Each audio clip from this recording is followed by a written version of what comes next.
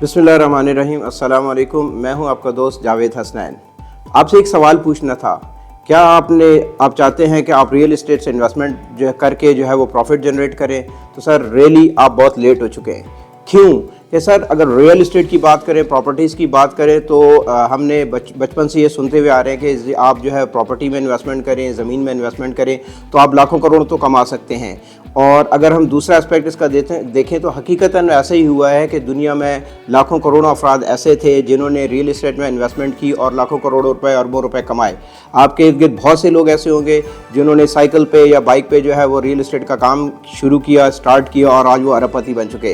लेकिन सर आज की अगर हम बात करें, डिजिटल दौर आ गया, हर चीज़ चेंज हो चुकी है, तो सर अब ये सिनेरियो नहीं चलेगा।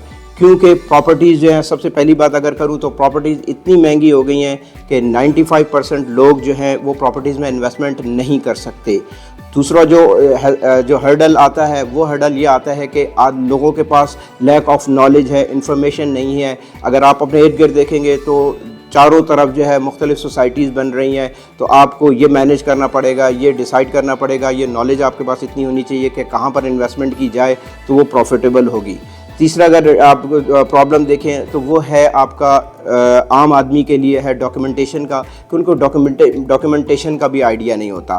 ठीक है। चौथी अगर बात करें, अगर आपने इन्वेस्टमेंट पॉइंट ऑफ व्यू से प्रॉपर्टी में इन्वेस्टमेंट की है तो आपने अगर टेनेंट रख लिया है, किराए पे प्रॉपर्टी दे दी है, तो जो वहाँ से रेंटल इनकम आ रही है वो उसके लिए आपका मैच एक बना हुआ होगा हर महीने जो है अपने टेनेंट के साथ। जी आज 10 तारीख हो गई या 12 तारीख हो गई है तो आपको जो है वो किराया रिसीव नहीं हो रहा था।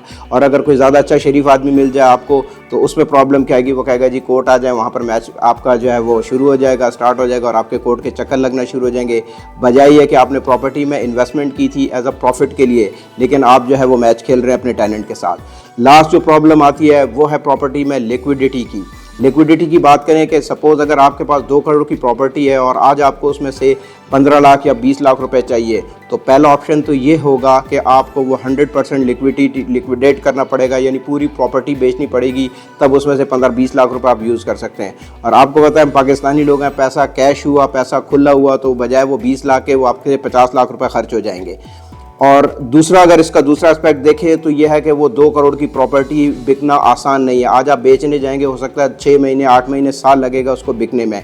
मार्केट की जो पोजीशन है वो ये है कि 2 करोड़ की चीज़ आज 1 करोड़ की हो गई है। तो बात हम अगर कर रहे हैं तो the best possible option we have is REET. तो रीट के मुकाबले में रीट के बारे में अगर हम बात करते हैं तो अगर रीट के बारे में हम बात करें तो नेक्स्ट एपिसोड में आ जाएंगे, क्योंकि वीडियो बहुत लंबी हो जाएगी। अब मेरा चैनल लाइक और सब्सक्राइब करें। बहुत शुक्रिया, थैंक यू।